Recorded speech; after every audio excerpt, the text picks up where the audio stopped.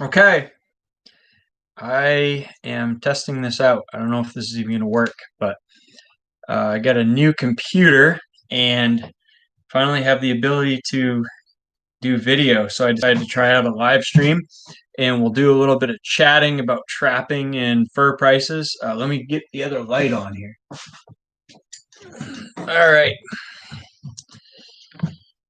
So yeah, I just finished recording a podcast and I thought, what the heck, I'll get on, do a live stream. So I don't expect anybody to be on here, but maybe it'll be available for later viewing. Let's talk a little bit about the fur market because I know a lot of people want to know what's going on with fur prices. Not that I know any more than you do, but yeah, it's something that I've been meaning to do a video on for quite a long time now. And I've been kind of putting it off and putting it off for the last couple of weeks. So I just wanted to give people an update on what was going on with the fur market, maybe a little bit of update on prices. This is the time of year when we usually have a really good handle on what's going on in the fur market. By now, we, in past years, would have had a lot of activity in private in the country with fur buyers picking up fur. You got Grunwald running all the routes. Hey, Keith from Maine. Wow, there's actually somebody showed up onto this already, so that's cool. It's amazing how quickly people pick up on YouTube stuff. Anyway, you'd have in the past, like when I started trapping, there was an auction. North American Fur Auctions had an auction in September. They had one in, I believe, December or January, and Fur Harvesters had one around the same time. And then they had them again in late February, early March. And then they had an auction in May. And so those those auctions, usually you had the September auction was a lot of that spring caught fur. It was a lot of stuff that was held over in the past over the summer that was sent in late. What we got? We got Chip, Dominic, and Joe. Awesome. Great to see you guys on here. Mason caught 26-pound coon last week. Good job, Mason. And so you would usually, by the time that you came around this time of year, you'd actually have a better idea of, okay, this is what's going on with fur prices, is what people want, and this is what they're paying for it. The last few years, there's essentially low-key trapping adventures. Hey, what's up? There's essentially been zero information on the fur market until at least the end of February, early March. And that's kind of been the theme for the past few years, is we just really don't know what's going on. Uh, Unfortunately, what it's been recently, we don't know what's going on. It's usually bad news. It usually means there's not a lot of demand for fur, so there's not a lot going on. Not a lot of fur is moving. But there are changes taking place in the fur market right now. There are things happening, and I think there's maybe a little bit of positive news. I know back when I've been doing these fur price forecasts and fur market predictions and all that stuff for about, it's been about 10 years now. Maybe actually been a little more than 10 years. And it's usually you have a pretty good handle of what's going on. And I kind of predicted that we were going to see a low in 2020 and then the market was going to start to recover. Well, that was before COVID, before coronavirus, and things have kind of, everything's kind of been thrown out of whack with that, because there is some demand for fur that's starting to recover, um, but it can't really be expressed in a lot of cases because people can't travel and people can't see fur, and the whole market channels, that a lot of the marketing that would normally take place just isn't happening right now. I actually heard last week from somebody inside the market that if we had an auction today, if fur harvesters could hold an auction today, that you would be amazed at the increase in fur prices that we would see. Now, I don't know how true that actually is, but it sounds like there is some demand. China's starting to recover, and we are actually seeing a little bit of an increased demand. But I want to go back a little while to pre-COVID, and a lot of people don't really recognize that before the coronavirus, the economy, the stock market crashed in March, and everything went crazy. but the economy was actually in a slowdown period prior to then. And China was reaching the end of this buildup where uh, I don't know if you guys have heard about like the ghost cities in China. The building of cities, buildings, skyscrapers, apartments, everything in China was just out of control, just going crazy. They were um, industrial. They're just this massive build out in China, and it kind of got ahead of itself a little bit. And I've heard like Guy Grunwald talk from Grunwald Fur and Wool talk about this, where there were these malls in China where it's just wall to wall fur.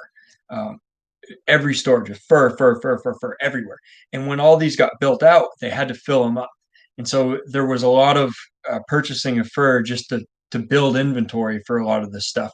And then all of a sudden, the actual economic realities started to come into play where, oh, we actually got to sell this fur, and there's got to be people coming to these malls, and a lot of those ended up getting shut down, and there's a lot of inventory that actually never sold, and it was purchased with the intention of, we're going to actually have a market for this, and it didn't really materialize. So it was kind of an overbuilt situation.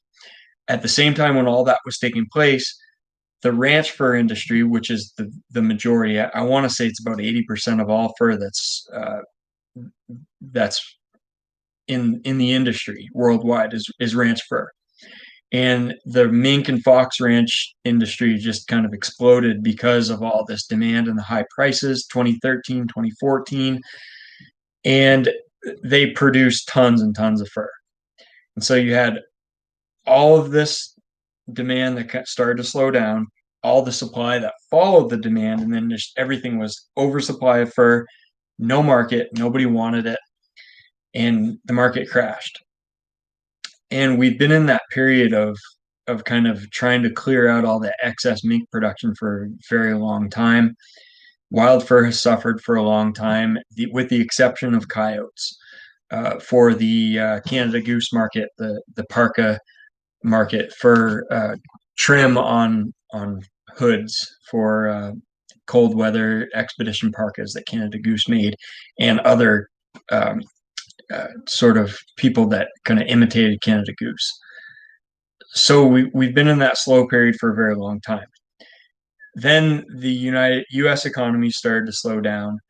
The ranch mink industry started to supply started to tail off, and we finally started working our way through some of that ranch mink, and we got coronavirus.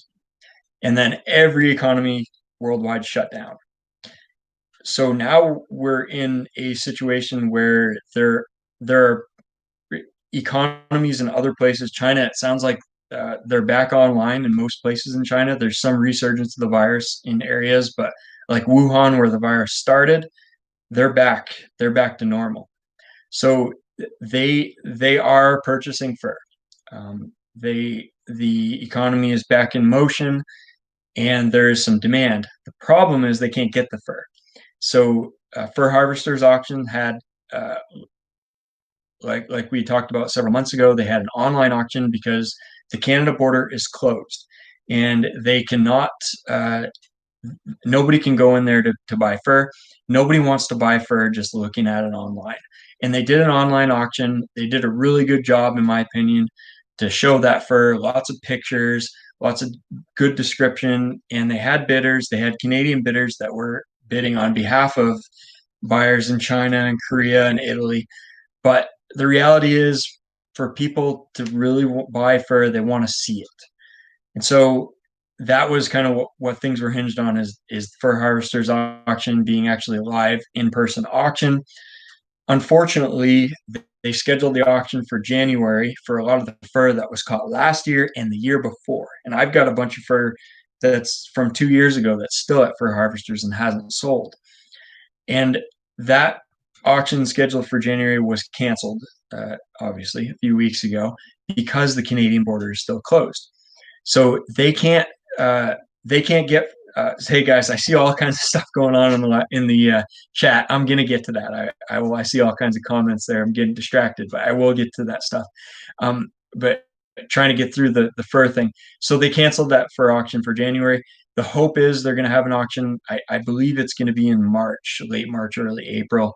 I gotta check on that. But the fact is, there's really no way that we're going to figure out what's going on with fur prices until they can have an actual live auction with people bidding in person. So there's uncertainties in the fur market.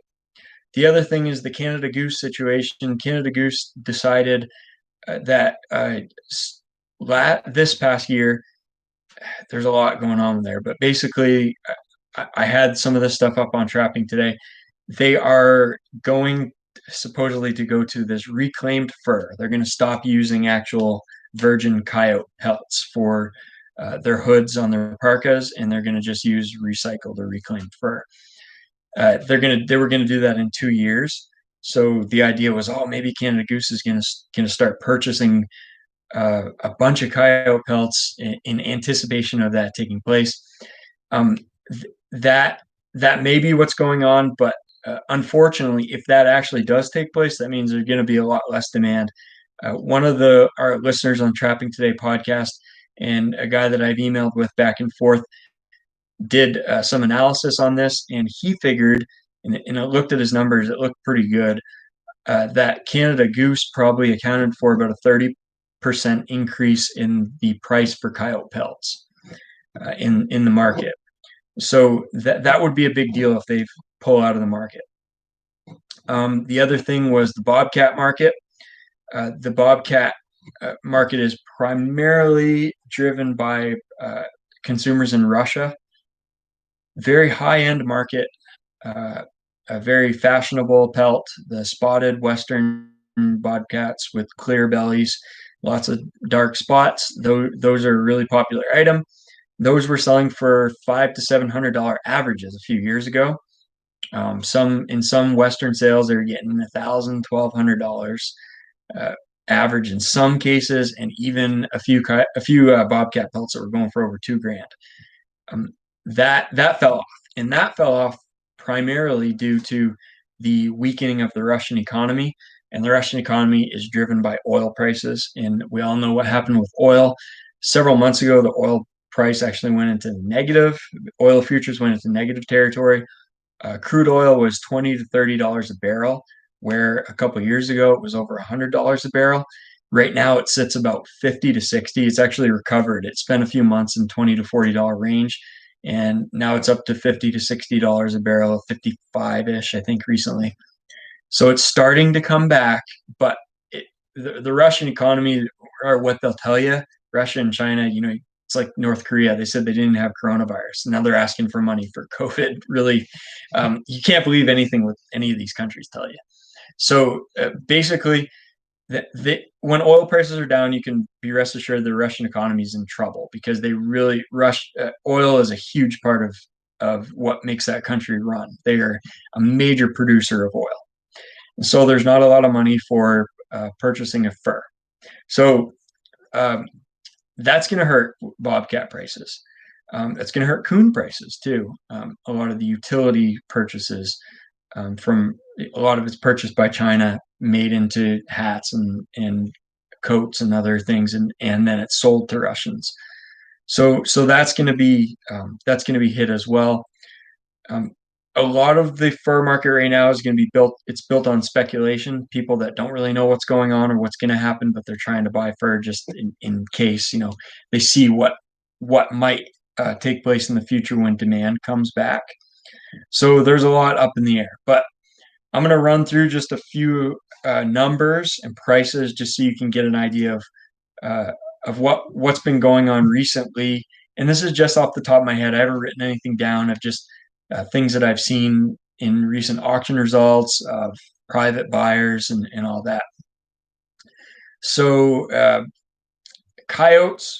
Let me take a quick drink, and then we'll get into the particular species.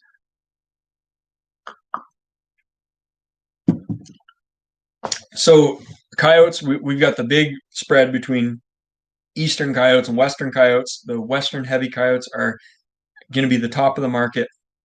They are really fine, silky, soft fur, light color, pale. They're very uniform in color, and the northern, like the northern plains, Montana, Wyoming, parts of Idaho, North Dakota. They have some really awesome coyotes, and those are going to be the top of the market. Those have been averaging between $70 and $100, and that's been primarily that Canada Goose market. A lot of the private buyers are just buyers for Canada Goose. They sell it to somebody else who sells to Canada Goose. The most recent numbers that I've seen in auctions and everything were probably somewhere around $50 to $60. So they have dropped off, but they still are kind of maintaining a bit of uh, a bit of an elevated price. But that premium might be starting to go away. And then the Eastern coyotes, we're looking, those are going to drop off to somewhere between 20 to $40 maybe, but really realistically 15 to 25 is probably what we're looking at right now. I haven't seen a lot of Eastern coyote pelts actually sell recently, but I think that's unfortunately 15-25 is probably what we're going to be looking at. Red fox. So you're going to have two different markets for red fox that I can see. The broad fur market, like where you send to fur harvesters or to Grunwald Fur and Wool, you're not going to get much. There really isn't much demand for red fox in the international trade. Maybe $10, $15. If you have a local buyer, a local market where there's some demand to do some specialty item. And we're going to get into this probably. If you follow the podcast, I'm definitely going to get into this. I'm going to do some YouTube videos at some point on this, but looking at the specialty markets, where getting your fur tanned and making stuff, adding value in these specialty markets. I think that's really where, for us as trappers, that's where the market's going to have to go. If we're going to continue to be able to get some value out of the fur that we trap, we can't really rely on these international markets anymore. They're unreliable. They've been inconsistent, and they've really been hurting us a lot. We haven't done well. We can get markets come back. That can be great, and we can take advantage of that, sell a bunch of raw fur on the international market if it comes up to 2013, 2014 prices. But we've been down for so many years that you can only lose money for so long, right? I mean, I know it is a hobby too, but for $10, there's a lot to skinning and fleshing and stretching and drying and taking care of a pelt that to get. There really is an incentive to add value to that. So we'll get into that. But the red foxes that I've seen some sell in sort of niche markets for like $25. So you can still get that if you find someone that's really interested. Same thing with beaver. We have really good beaver in northern Maine, and we have a dark beaver. It's full furred, it's long haired, and it gets really prime. We get real cold winters here. And there's demand for that. You can make really high quality mitts, hats, all blanket, everything that you can think of with beaver furs. And we get some really good furs. And I've been selling my beavers for $25 average. We have on the market, we haven't seen that $25 average for a very long time. Fur harvesters last year hit on one of the auctions, they hit 18 somehow. I don't know how they did it, but most of them have been between $10 and $14 for beaver. And that's been southern beaver, northern beaver, the best beaver in the country, that they're still topping out at, that $13, $14 average, because there hasn't been an incentive for that added price for the higher quality beaver. It's all been the hatter market, the felt. They're buying beaver by the pound for the felts. So if you can find it, you can find that added higher use for the product. It can be really good. So like I said, 20, $25, that shouldn't be a problem if you can find a local furrier, somebody that is interested in doing other things with fur. Maybe you're going to do it yourself with your own fur. The market, like I said, 10 to 15 is probably about what we're going to expect. Muskrat, $3. I think average $3 average is probably what we're going to see. That could go up and down, but it doesn't go up and down a whole lot. Raccoon, we're probably looking at. It seems like Grunwald is buying most of the coon, and it's going for $5 or $6 for the better coon. And so don't expect a whole lot. The lower quality coon are not going to sell at all. $1, $2, maybe if that. But $5 or $6 average on a good collection of coons seems to be about what they're paying. So that's where the coon market is. Unfortunate, it's not much, but that's kind of what it is. Mink, again, wild mink, $5, $6 maybe. But if you find a specialty market, you might be able to get 10 or 12, or maybe even a little bit more possibly. Otter, $15 is probably about what we're looking at right now. But if you, again, specialty, you could probably get $30, $40 for a raw otter pelt. If you find someone that's got a real good use for it, and they need some otters to do some particular project they're working on. Let's see, what else we got? We've done coyote, fox, marten and fisher really aren't selling much right now. I don't know what they're going to be. They like my marten at fur harvesters last year averaged $7.60. I mean, that's pathetic. I have 4 or 5 fishers there right now that never sold. So before this drop, fisher you were getting about $40 on average. Marten we were getting 25 to 30. So I don't know. I don't know what we're going to see right now. I don't think much of that's going to move. All of my marten fisher pelts went to get tan this year. Absolutely not sending them into a market like that. There's so much uncertainty there. But the Alaskan marten, those were going for $100 a couple years ago. I think last year they were in $60 to $70 range. Those are the Alaskan, Northern Canada best marten pelts around, and now they're like $30 to $40. So that's a lot of speculation. Nobody really knows what's going on with those. So beaver castor is through the roof. It's doing awesome. So if you're harvesting beavers, absolutely take good care of that castor. I had a fur harvesters guy come and pick up. He actually ran a route to our town this year, which is the first time in many years they've come through our town. And I went, it was funny. I went to the pickup and all I sent was castor. I had castor from 25 beavers that I just gave him a bag. I said, sorry, man. I just cannot send beaver pelts to this auction right now and not knowing, where the market is. So, and he understood, but castor 90 to 100, I averaged over $90 a pound on my castor last year. And by all indications, it's going to hold steady and it may go up. So that's my brain. I just unloaded everything on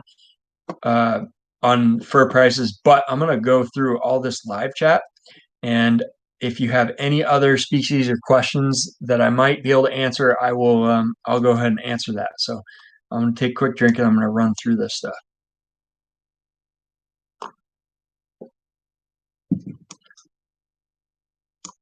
Okay.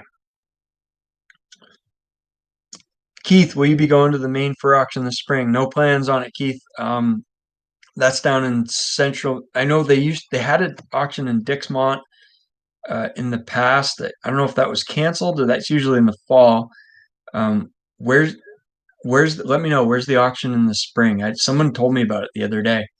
I don't have any plans to go to it, but I hope they have a good turnout. Dominic, we got a male red fox today. All right, Dominic, that's awesome. Good job. A lot of you guys are trapping.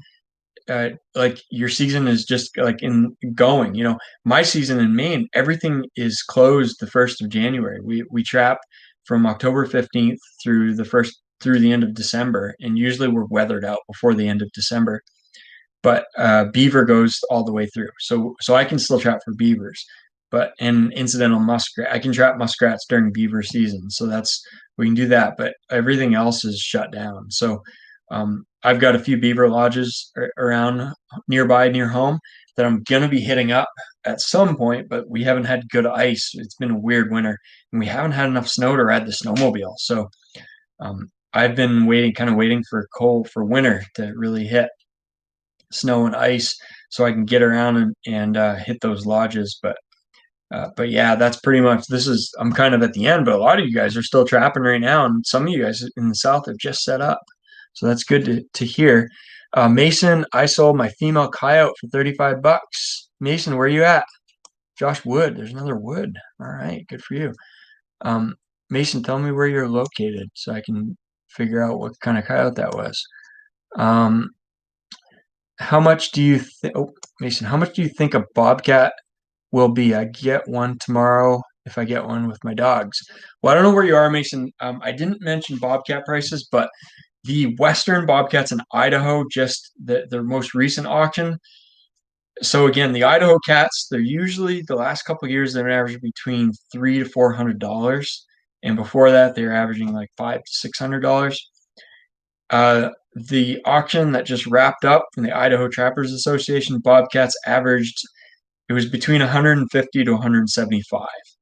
So if the best bobcats are averaging 150 to 175, if Mason, you're anywhere east of the Mississippi or anywhere in the southern states, you're probably going to get $20 to $30 for that bobcat. I hate to say that, I'm sorry, but that's where the market's going to be. It might even be a little bit less than that. If the best of the best bobcat market, when those western cats were bringing top prices, the eastern and southern cats were bringing between 30 and 60. Some of the better ones, the better spots, were getting put into little higher lots, and there was more demand for them, and they were, some of them were reaching 50, $60. But 20 to 30, I'm thinking that's probably where you're going to be with that. If you don't like that, I would look at maybe getting that thing tanned and just have a wall hanger, sell it to someone local, put it up in your local convenience store if you're in a rural area, or if you're in a touristy area, and see if someone will pay $150 for a tan bobcat pelt. That'd be pretty cool. All right. What else? Hey, kid, Miss Niels this year was hoping to run into you again. I don't know who you are, 70 Land Cruiser, but yeah, one of the guy. There was a guy that called me the podcast kid.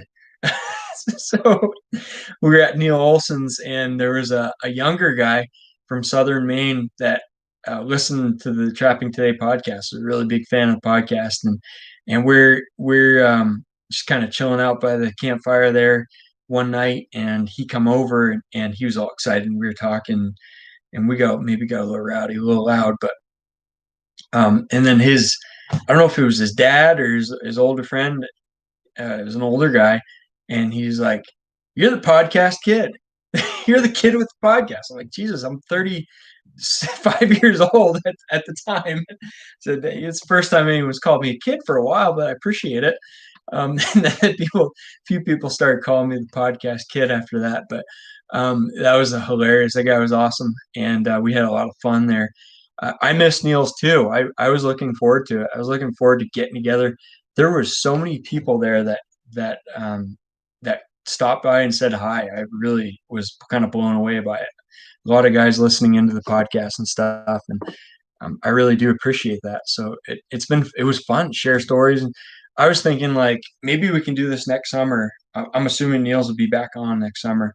We're all going to be vaccinated and we're going to have this thing behind us. But um, I'm thinking we ought to do like some sort of get together Friday night or Saturday night, and just do like a Trapping Today something. Maybe we record like a live podcast and we do a bunch of listener questions or whatever. We just kind of get some feedback and talk to a bunch of different people on how their trapping season went, and or maybe we pick a couple topics and just go back and forth on it, do have some fun discussions about stuff. It's just that's the fun part about this, and we're all connected by this whole internet thing. It's been great.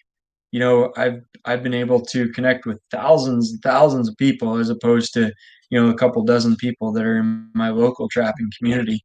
That it's been really, really it's a great resource. I love it. It's awesome. But that personal connection, that one-on-one time, it's hard to replace that. So I'm looking forward to conventions and getting back into things. And there's a lot of things with conventions. One of the things that I think about is like for stupid, simple things like fur stretchers, rolls of wire, wax, stuff that you pick up at a convention that it costs a lot to ship, and you all of a sudden you start ordering it online. I've been ordering stuff online, and it's been fine, the great dealers, great people to deal with, but it costs a lot to ship a fur stretcher, you know, and you kind of take it for granted that you go to convention, you pick all the stuff up you need, you say hi to everybody, you have friends, you sit around a campfire, you maybe get a little too rowdy in the evenings, and you have you sleep in a tent, sleep in your truck, or your Jeep, in my case, and you get up the next morning, watch a bunch of demos on different types of trapping. You learn stuff. It's just the whole experience is something that I think a lot of us have missed this year for sure. Okay, BT Trapper. Hi there, BT Trapper. Any luck, Mason? Any luck? Okay, Mason. Any luck? I'm assuming you're asking if I have had any luck trapping. I had the best trapping season of my life. Well, I take that back. I would say personally, I had actually had the best year of my life in 2020, which is incredibly ironic, right? 2020 was the worst year for most people. I almost thought about writing something up about that. Like, everybody, 2020 was a disaster. To me, it was the best year of my life. I'm finally catching up on things to where financially I can. I'm not struggling as much. I'm growing in my career, and bills getting paid off, and the farm and trapping and everything else, where I'm finally starting to get rolling, and things that I've dreamed of for 10 years that I've worked hard on and I never thought would happen are finally starting to happen. And so they're finally starting to pay off. I went to Alaska. I had the best trapping experience that you could ever imagine. Trapping in the bush of Alaska with my friend Jim Furman up there. You've seen the videos if you watch the channel. I got a 5 video series on that. That was just the best experience of my life. That was incredible. Something I wanted. I'd love to go move up there and just do that if I could. I got to do that. The COVID, it kind of sucked in some ways, but I spent more time with my kids this year and my wife than I ever have. Staying home, working from home. It's been an incredible chance to connect with the family. The farm and cutting wood and doing all that stuff, other stuff that I do, I've been able, because of this flexible schedule, work from home, instead of driving to an office, driving to work and back, and being there from 8 to 5. I can get up at 6 in the morning, turn on my computer, start working. I can work for 8 hours straight, and I can go out and back and on the farm and go outside, and I can check traps, or I can go cut wood. I can feed cows. I can do all kinds of stuff. So it's been really great to have that flexibility. And then this fall, I had the best marten season of my life. Northern Maine, I caught 25 marten in 14 days, which is pretty good for this area. 25 is our limit. I would have kept going if I could have. So, yeah, I'm sure there's. Oh, I mean, I had a personal thing where I had a lot of back pain. It was just taking over my life, and I completely changed my diet, and I was in the doctor's offices. I was chiropractors. I was MRIs, blood tests, all kinds of stuff. I thought there was. This was summer to fall of 2019, and I was diagnosed with something called Ankylosing Spondylitis, which is it's essentially arthritis of the spine, and it's now considered an autoimmune disease that has no cure. And basically, your spine gets essentially locked up from the arthritis and the deposition of calcium in the bones, and your spine just gets fused over time. And there's a lot of people that have this that just become crippled. I was 36 at the time, and I was just terrified that this was going to happen to me. And I wake up every morning with back pain, every single morning for the last probably 5 years, but for 10, 12 years, this pain has been bothering me. And the last few years, it's been just terrible. It's been getting worse and worse, and that's why I started going to the doctors. And one blood test hit something just was a red flag, and they said, "Oh, geez, we got to send you to a specialist for this." And so they did, and then that led to the MRIs and the X-rays and the blah blah and all this stuff. Basically said you're going to get you have this. You need to um, there is no cure. The treatment is a TNF inhibitor, which basically tumor necrosis factor is basically the part of your body that attacks tumors and abnormal things. Also, kind of is part of your immune system's response to things like whatever was causing my back pain. It causes inflammation, and this drug called Humira, or there's other drugs that are similar, basically takes your immune system and pats it down, knocks it down. And so your immune system doesn't attack your spine and cause all this inflammation and all this back pain and degradation of the spine. And I started reading into it. Geez, the side effects are basically cancer. I mean, your body, you're essentially removing your body's ability to fight cancer and fight abnormalities and diseases. You're you're knocking back your immune system, your body's natural response to bad stuff, right? That bothered me, and I spent a couple of months just reading up and researching and trying to figure out ways. And I tried all kinds of different diets and everything else, and it was pretty brutal. It was a pretty depressing part of my life. For part of it, I thought I was kind of um, it was it was dark. I found research that suggested that for certain people, which turned out to be myself, this disease was part of your body's reaction to um, starch in your large intestine, and there are certain bacteria in the gut that feed on starch, and my body apparently recognizes those bacteria and considers them an invader and attacks those as part of an immune response. So I decided to try cutting starch out of my diet. I cut starch out of my diet, and the pain within the 3 days got cut in half, or a week cut in half. And after a little over a week, the pain was almost gone. And today I have zero back pain. I haven't had back pain for almost a year. I've eaten starch I periodically to try different things to see if I can eat them, and the pain comes right back immediately within a few hours, and it's pain for a couple of days. It kills me, and then I stop, and it goes away. So it's a challenge.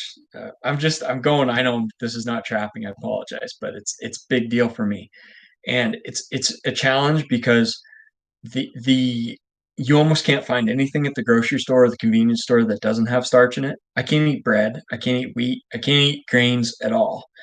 Um, I can't basically anything, nothing. I can eat dairy, meat, and green vegetables. I can't eat carrots or potatoes or peas or anything, but green leafy vegetables. And so I went to that straight starch free diet, and I feel like a new person. I have more. Not only did the back pain go away, when your body is attacking something constantly, constantly, constantly, it uses up a lot of your energy. And I found I have way more energy. I can focus. My mind, everything is clearer. The fog, I used to have brain fog all the time. It's gone. And so it's been a brand new life for me, 2020. So in addition to going to Alaska, Maine trapping, and I got a pile of beavers this spring. I don't know how many, like 30 beavers this spring and like 25 this fall, and the martin limit and a couple of fisher here and there. And I mean, everything just kind of was awesome. It was a great year. So yeah, for Mason, any luck? Yes, I had a lot of luck this year. 70 Land Cruiser sounds like the money is in castor and skunk essence. Absolutely. Castor, like I said, $90 to $100 a pound. Skunk essence is doing really well. Wholesale price, I've been buying some for the long distance call lure that I make. A lot of you guys, or some of you guys probably use that. If you go to trappingtodaystore.com, that's where I sell my lure and the t-shirts and all that stuff. Um, I, the long distance call lure by far outsells everything. I don't know. It's just really popular lure, and it's heavy, heavy, heavy skunk essence. So I've been paying about $20 an ounce. But the if you go to like F&T or Cots Bros, you go to any online supply dealer and you go to buy that retail, $30 to $35 an ounce for skunk essence. So skunk essence is absolutely a good investment. It's a good thing to be selling if you're a trapper or collecting from skunks. So absolutely extract that skunk essence if you have the opportunity to do so and sell it. And if you can't find someone to sell it, either contact me. I'll give you $20 an ounce all day long, pure skunk essence. And there's people on Trapperman on. If you go to the Trap Shed, put up an ad, you'll find some. Cots Bros buy skunk essence. I can't remember. I think they're paying like $18, something like that. Go to cotsbros.com and they'll have that, and they might even pay shipping. I'm not sure. All right. My side, hey man, how's it going? It's going awesome. Thank you. 70 Land Cruiser. I lucked out on a couple of high school kids that want to learn taxidermy. They're tanning all my pelts, practicing on a couple of gray fox. Well, that's one way to do it. All right, man. I've been trying to to get into this home tanning thing. I want to work on. So yeah, that's even better if you can get somebody else to do it. Keith R., the main fur auction in Palmyra is on April 25th. All right. By then, we'll probably have some spring beaver. I bet there'll be a lot of beaver at that auction. Hopefully, there'll be some buyers that are interested. Okay, what else we got? Mason in Wisconsin. Yeah, Bobcat, Wisconsin. Yeah, that's probably going to be like $30.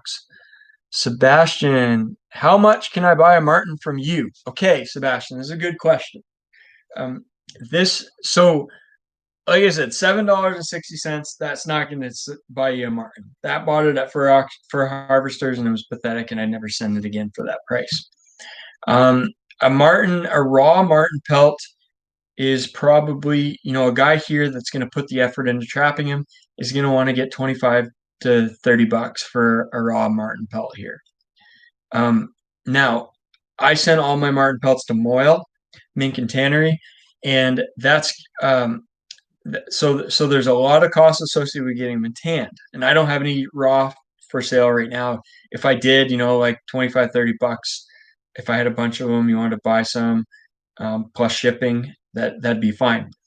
But I sent them to get tanned, so the price from the raw pelt to the tan pelt is going to be a pretty substantial increase because first off, you got the opportunity cost of selling it at 25 to $30, and then you got to ship it to Moyle or Tannery, wherever you're going to get it tanned. That's going to be, depending on what you send, probably $5 a marten is probably a good number to ship it there. You also got to get it shipped back, so that's another $5. So $10 to ship off of 30, that's $40. The cost to tan is going to be between $10 and $20. It's going to be 20 if you just send a few. It's going to be, I sent 23, so that's going to be about $10 to get them tanned. So what are we at? We're at 40 plus 10 is 50, and then we've got the opportunity cost of my money sitting there for several months. The tannery can take 3 to 4 months. It's a typical process, typical time for the tannery. So anybody that has their money tied up for 3, 4, 5 months, not doing anything with it, should have some compensation for that, because there is an opportunity cost associated with that. And then I've got to ship it to a customer. So for tan marten pelts, when I get them back, I'm thinking I sold a bunch in the past for $100, but I'm thinking like minimum $60, maybe 70. 60 to 70 is probably where I'm going to be for those tan marten pelts. And someone asked me yesterday about, they wanted to make like a cape, like a medieval cape out of marten, because apparently the Vikings used to use marten pelts for a bunch of that stuff. And it's like, man, you're gonna run into a lot of cost, because a marten per square inch of pelt is going to be very costly. If you're going to get a marten pelt, probably your best bet. Like a wall hanger, it's perfect. If you want to make something out of it, hat is Martin hat is awesome. You get a lot of bang for your buck as far as square inch of pelt. Mitts, I don't think I'd do Martin mitts. I haven't seen any. I'd like to try it, but my friend Josh up in Alaska says that Martin is not as durable. And so if you have mitts, you're constantly moving your hands and you're rubbing up against stuff and everything. And you want something like a beaver, muskrat, otter for that because it's going to get beat up. It's funny. My Josh made two hats for my kids. They're so cute. These little fur hats that my boys have, and they wear them every single day. They go outside and go sledding down the driveway. And they wear these little hats, and they're beaver and otter, or beaver and muskrat. These kids are hell on anything. I got two boys, and they're 5 and 7, and they are just they beat I get in the house and they're running circles around me and bouncing off the walls.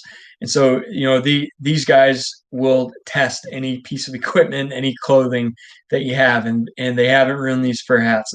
One of them messed up the drawstring, and there's he has like a string on each side that comes down from the hat, and then a drawstring that kind of tightens up around your chin to tighten the hat down. One of the kids broke that off on both sides, actually. But the fur, nothing, no problems. So yeah, Sebastian, probably 60 or 70 bucks tan. Team Ambush, hey, what's up? 70 Land Cruiser. Yep, that's yeah, that's a guy. That's the podcast kid. Yeah, what are you doing on YouTube, man? Cousin. All right, Jakey Crack Outdoors.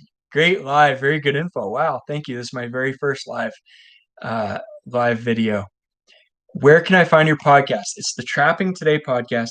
Anywhere, if you listen to podcasts, it's anywhere that you find podcasts. It's on Apple Podcasts, Stitcher's a long story. I won't go to that, but Spotify,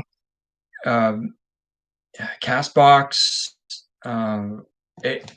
Google Play, whatever, everywhere that you get podcasts, it's there. Pretty much anything. Now, if you don't have a podcast app that you use on your phone, you can go to trappingtoday.com. And trappingtoday.com used to be a site where it was basically I would write a bunch of stuff and do blog posts and stuff. And now recently, unfortunately, the time has gotten the way of things, and I've committed to doing a podcast every single week. So every week, usually it's Saturday night, and I just did one tonight. I upload a podcast episode, and it's gonna pop up on the website trappingtoday.com. And there's actually a player there. If you go to trappingtoday.com and you click on the latest post, if it's a podcast post, you'll see a player there, and you just hit play and you can listen to it right there. There's only one, I think one per Mark Zager was trying to figure it out and he couldn't figure it out. But everybody else that I've talked to has been able to find the podcast and be able to play it. Uncle Bucks Forge, really enjoying watching all the trapping videos. Last year I ran a trap line, was 2008. Really starting to miss it. Yeah. So one beautiful thing about trapping, Uncle Buck, is that you know this as well as I do. It's so addictive. And when I started trapping, there was nobody in my town that trapped. There was 2 old timers, and I got going on it. And I'd get on the school bus every day to go to school, and I'd be talking about it with my friends, and I'd get excited about it, and we just go back and forth. And all of a sudden, my best friend started trapping, another friend started trapping, and it just becomes addictive. The more you talk about it, that's why I say on the podcast sometimes in the end, I say, keep on talking trapping, keep on thinking trapping, because the more that you get into it, the more that you want to get out and trap. It's an exciting thing, and when you get out of it, you forget about it for a while. And I went to Montana, and I really for several years, for 2-3 years, I didn't trap. I hunted and fished all the time, and I didn't realize what I was missing. And then I got back into it when I moved back here to Maine. I was like, wow, yeah. So, all right. Oh, message retracted. I don't know what that's all about. Boreal Beaver. Hello, Ontario Trapper girl here. Awesome, Boreal Beaver. Great to have you here. Thanks for tuning in. Ken Bowen got your book for Christmas from the wife. Them boys from the past sure had it hard, but fun life for sure. Thanks for all the hard work on it. It's a great book. Thank you so much, Ken. I appreciate that. The book, for those of you that don't know, is Walter Arnold, Maine Trapper, Stories from One of the Last Mountain Men. And Walter Arnold was a trapper in the 30s, 40s, and 50s here in Maine, in kind of northwestern Maine, in very remote area. He also was a very popular lure maker, and he wrote articles for Fur Fishing Game Magazine and a few others. Arnold was an absolute legend in the time, and he ran his trap line on foot. He built him and a partner. Usually, he almost always trapped with a partner, except toward the end, he trapped on his own. But he would run lines on foot, and he'd build he built a base cabin, and then he'd have other cabins kind of going out from the main cabin, and it was kind of reminiscent of the Alaska trappers that trap in the bush today. So Arnold was kind of living that lifestyle at the time, and it was very interesting. There's so many observations that we can learn from reading those stories. So basically, I pulled together a bunch of his old stories, and I brought them in. I pretty heavily edited some of them because it's just different, different times and different writing style. But I brought those back and reprinted them in this book. It's over 300 pages. You can find it on Amazon, or you can find it on trappingtodaystore.com. Walter Arnold, Maine Trapper. And there's three different parts. One is the trapping adventure part of it, the stories and the running the trap line with Arnold. A second is the fur bearers, the different species. He did write-ups on like the beaver, on the fisher, on the bobcat, and just all his observations back then. A lot of great historical info. And then the third part was trapping methods, techniques, tips, tricks, that sort of thing. And that again is pretty useful too for a historical perspective on the equipment and the gear they used to use, the types of sets they made. Just really informative stuff. He had also a couple of sections on lure making, and he had the big ads in Fur Fishing Game Magazine. He sold tons of lure to people all over the country. He was a huge lure maker and distributor of a lot of the essential oils that we use in the lure making industry today. And Walter Arnold sold his business to Oscar Kronk, who still runs the business as Kronk's Outdoor Supplies and Kronk's Lures. You can find those in Maine. He's in Wiscasset, Maine. He's actually, I think, in his 90s. He's an old timer as well, Oscar. And he's written a little bit in the past too. Great guy. I should get him on the podcast at some point. Maybe when COVID rolls around and gets over with, we can do that. But Arnold, just incredible history.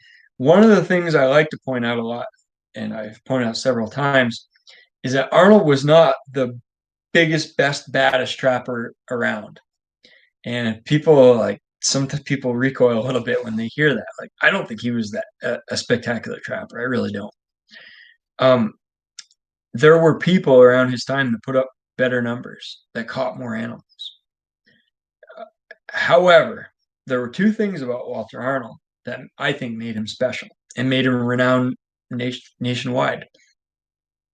Walter, number one, like something I try to emulate this.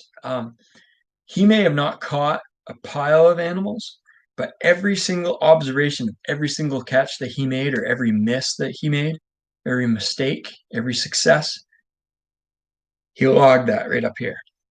And he kept record of that, and he learned from every single experience. So there's guys that catch 200 coyotes, but they may not be learning 200 times. And so Arnold was one of those guys that just maximized the amount that he learned from every single experience in the trap. So he kind of compounded his success in his knowledge in that sense. He also he talked with a lot of trappers, so he learned a lot there. The other thing is Walter Arnold wrote.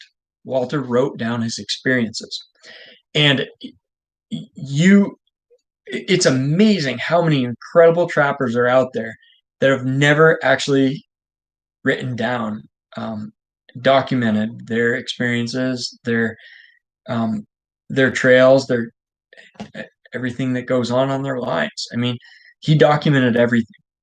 And I know a trapper. I've actually talked to like Billy Thompson. Some of you guys may have heard that episode I did with him and Charlie Tucker. I did 3 podcast episodes with them. And Charlie is the guy from Maine that was on the TV show Mountain Men. He just lives down the road from me. He's a really good guy. He's fun to talk with. I see him all the time. And him and Billy, we sat down in Billy's fur shed and did a little bit of a talk there. But Billy's dad had him when he was 40 years old, because Billy's dad from age 20 to age 40, he was in the woods. He was way up in northern Maine. He built a cabin and he ran trap lines on foot. And the guy was an animal. He was unbelievable. He was a true wilderness trapper, and he'd catch 80 beaver through the ice on foot, 80, 90 beaver or more. He was amazing. The guy was a way better trapper than Walter Arnold, but he never wrote down a thing. Billy had, he moved into town and he got a job and he got married and had kids and had Billy. And so Billy said he's like kind of a grandpa to me, and he had all this experience. And so he has all that historical perspective on the way things were back then. Billy's in his 70s now. So, yeah, I mean, Arnold, the thing special about Arnold was that he wrote it down and it's here for us today. And I hope that book has kind of brought that forth a little bit more and has exposed. It seems like a lot of people are buying this book. It's crazy. I look on Amazon every day and see how many copies are sold and the ones I send out. And if you buy one on the Trapping Today store, I sign all those. I didn't think my signature is worth anything, but some of you guys a lot of people are like, "Hey, can you sign it?" Okay, right.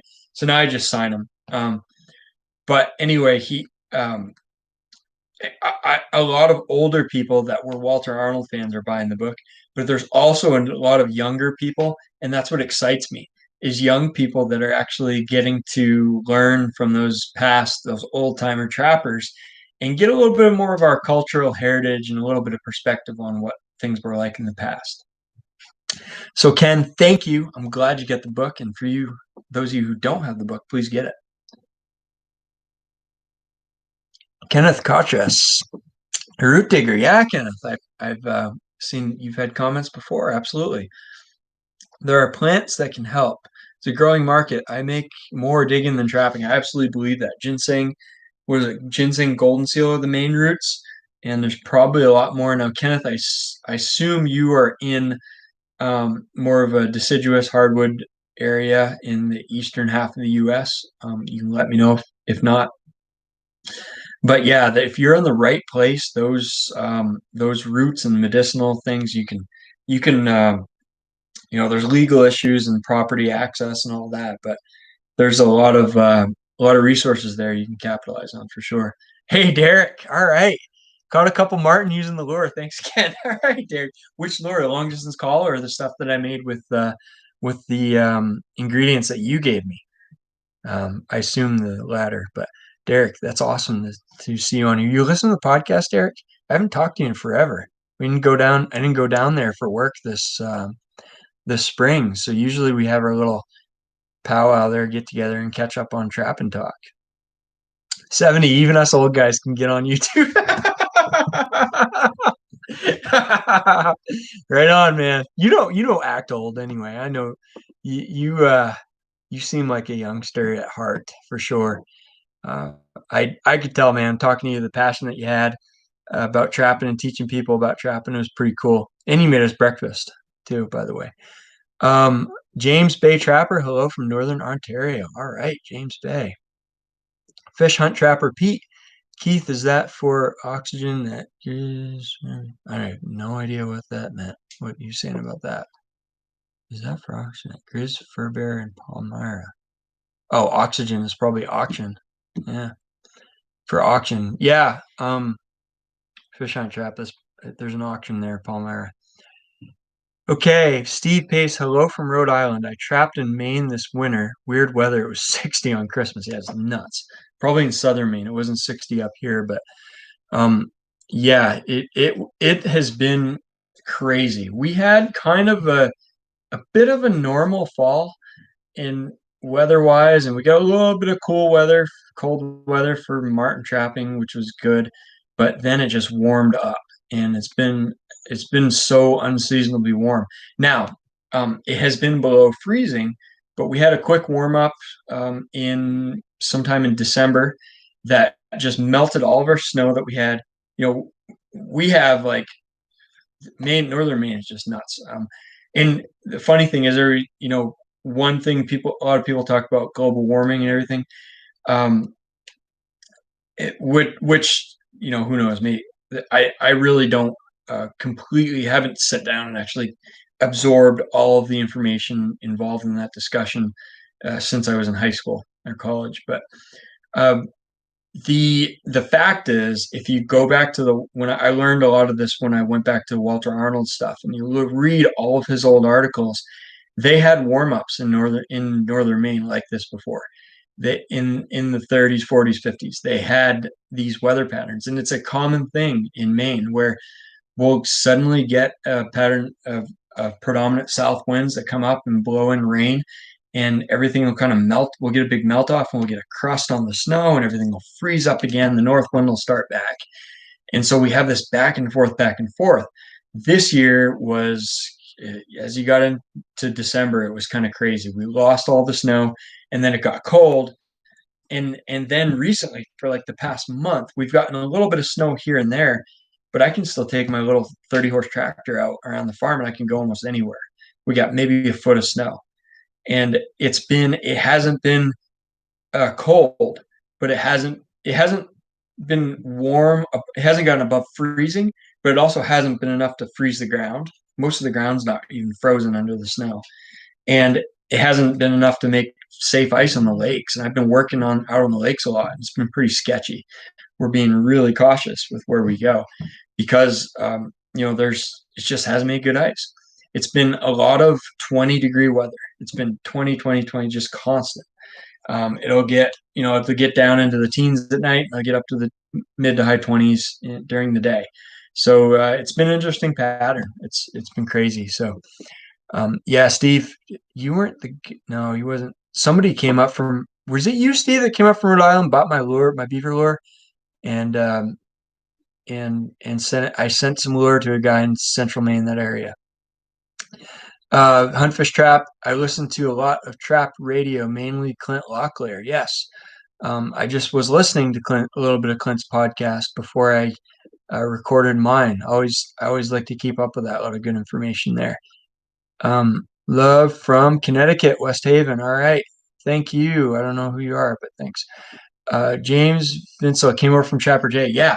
It's funny. I was when I decided to put this in, I know Trapper J, and I don't really watch it very often necessarily, but the last couple weeks he does a live on Saturday nights, and I just got my new computer set up, and I was like, I just want to fire this up and see what this is going to be like. And I thought I put on. Actually, it's funny you say that. I went to Trapper Jay's YouTube, and I went to see if he went live because I thought, he does this every Saturday night. So I don't know. I don't really want to pop into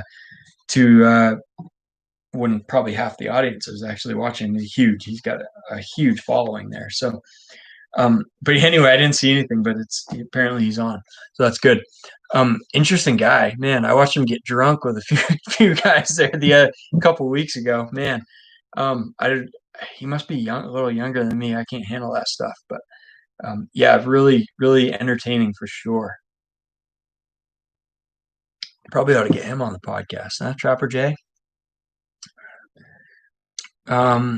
Well, WA, is that Washington High Country? Hello from Washington State. All right. Do you know Vince, or are you Vince? No, you're not Vince. Vince, I interviewed on the podcast quite a while back. He does a bunch of cage trapping for bobcats, and he has a YouTube channel. I mentioned it. What's it called? Trapped Out TV, I think he called it. And he was putting on a few videos. I don't know if he's got anything going on there lately, but Vince is a great guy, really, really passionate about trapping. You guys in Washington, I'll tell you what, for the people that are still trapping in Washington, with all the regulations that you have and the restrictions, I got a lot of respect for you because you have to really love trapping to be able to keep doing it in that state. Very frustrating, and I hope other states don't turn out that way, but props to you in Washington. Steve was near Waterville, yes. Joe, CRBC, hello from Missouri. All right, man. Awesome. Guys from Missouri listening in. James, I trapped in West Virginia. No one has caught much. Why haven't they caught much, James? Hey, Steve, Waterville is still kind of southern Maine. At 70. Waterville is southern Maine, man. We consider Millinocket southern Maine where I live. So, yeah. Yeah, Waterville. Bangor's definitely southern Maine where I live. I've started to call it Central Maine because there's too many people down there that correct me. Um, all right, I'm a kid at heart. Keep me young. Good deal. Keeps me young. Utah Trapper, thanks for the podcast. Awesome. All right, Utah. I was in Utah. I lived in Logan in northern Utah. I went to Utah State University for 2 years. Great place. I trapped marten up in the Uinta Mountains and with a friend Aaron. I'd like to get him on it. He was in Alaska last I checked. He wanted to get back to that area. He was from Utah. He was working for DWR at the time. I trapped muskrats in the ditches around Logan. There's just an incredible network of ditches and roads. Actually, have oh, Steve, yeah, that was you. All right, good deal. I hope that lure worked for you. I'm sure. I mean, I imagine it did. It works. It's Beavercaster. It works anywhere. So, um, yeah, Utah. I got a funny story about that. I was um, I was so nervous about Utah because of all the roads and the ditches. The ditches all line the roads, and the roads there. If you've never been in that area, everything is grid pattern. So it's like unlike the Northeast where I live, where everything all the roads go around the hills and then this and that. In the West, it's almost like they had planning before they settled towns, and they decided, okay, we're going to make the streets straight, and they're going to go at right angles to each other. And as a result, everything is so organized, and all the streets are named and numbered. Like, and there it was north, south, east, west, and numbers 100, 200, 300, 400. So I lived on like 250 east, 250 west, um, Logan, Utah, or whatever that was, or 200 north, 300 west. That's how they, it was just like like a map coordinates. But anyway, that all those ditches, when you gonna come down this way, I don't go down that way. That's too far south. Too many people down there. And so everything was straight out, and all of the outside. Once you got outside of town, there was ditches in town, but I went outside to trap muskrats, and all the ditches followed the sides of the roads, and these were pretty main roads. Some of them, the bigger ditches, had they're like main highways. And I was a college kid, and I was a little nervous, and I you could trap those ditches legally, but there was a bunch of dairy farms. This was a huge dairy area, and actually, milk was $1.99 a gallon. If that, I mean, out west, that's kind of you're in dairy country if milk's that cheap. And I I didn't kind of have the balls, I guess you could say, to go knock on a bunch of doors in dairy country, which nowadays I do in a heartbeat. I should have done it because I could have got all kinds of ponds and ditches on private land. I could have got so much access to hundreds of muskrats. And my friend Aaron actually he bid on a section of state land. They have these wildlife management areas where they would, they only one person can trap it, and you get the bid. I can't remember if it was an auction or just a first come first serve or what it was, but he got this one spot. He actually trapped 600 muskrats off of that place in one season, and that was when muskrats were uh, it was 2006 2007, and they were, when he started trapping, they were $6 or $7 a muskrat, and when he sold them they were $2 or $3. The market had come up and then it crashed. Poor guy got kind of stuck there with the low muskrat prices. But anyway, I would go out on the ditches outside of town where I had access, and it was just like a light bulb on places where you come, like you'd have a ditch and you have like a culvert where it goes under the road, and there'd be a wing wall, concrete wing wall, and then there was a trail. going on the edge of the wing wall, and I'd set a trap there, and every single day I'd go check that. There'd be a muskrat every single day in 110 body grip. And I'd have another spot where there's like drain tile. There's drain tile about the size of 110. I stuck 110 in there every single day. 110, boom, boom, boom, boom, 5, 6, 7 days. And then finally you caught all the rats that were there. So it was just incredible. And I met a guy at Utah State, the Trapper Convention there, Utah Trappers Association Convention. And we became fairly good friends. I mean, I didn't talk to him too much. He was an older guy, and he'd catch 1,000 rats. He'd catch 1,000 rats a season, just trapping that wetland swamp country. But anyway, one of these days, and these big ditches, I was also trapping coons, and I got a couple skunks there too. And I had a couple snares. You could set 220s in buckets. I caught a mink, massive, huge mink, in a bucket set with a 220, baited with a couple of chicken eggs that I cracked and just stuck in the back of it. And the biggest mink I've ever caught, I have it tanned. I have it here at the house. And that thing was, they have a bunch of mink ranches in northern Utah. It's a big, mink ranching is a popular thing there. And this was the biggest and the darkest mink that I've ever caught. And I was told by locals that, that probably was either escaped or a descendant of an escaped ranch mink, because they're much larger and much darker. That was cool. Anyway, and I'd catch coons along there, foothold and pocket sets and stuff. I did really well. It was a lot of fun. But one day I was there checking muskrat and coon sets in a big ditch, and I was pulled off to the side of the road. It was major highway, and I look up and there's a cop car there with his lights going. I'm like, oh my God, this is not good. I was kind of, just a college kid. I don't have much going for me, and I'm paranoid already that someone's watching what I'm doing. What am I doing wrong? He was marking up my truck, and I walked over, and he says, "Hey, what's going on?" And I said, "Well, did I do something wrong?" He says, "No, no." He says, "What are you doing?" I said, "Well, I'm just trapping. I had some trap." I didn't know if I wanted to tell him, but it's like, "Yeah, I was checking some traps in the ditch there." Oh, he says, "I used to trap when I was a kid. Man, the fur prices used to be great." Blah, blah. And we got to talking trapping, and he thought my truck was abandoned. He was going to mark it up, and they do that on cars that are left on the side of the road. But anyway, after that, he was talking about all these places I could go trapping and this and that, and it was just the greatest thing. But yeah, just the experience trapping on the side of the road. I haven't done that in a long time. I like going up in the big woods here in Maine, and kind of getting away from the road and not seeing any vehicles all day. That's my kind of trapping. Oh, Land Cruiser, you're the only house on 2,700 acres. Yeah, you got a big place there. I remember you mentioning that you get access to a bunch of land. I forgot about that. Mike, hello from Pennsylvania. All right. Well, guys, I think I'm gonna wrap it up for tonight.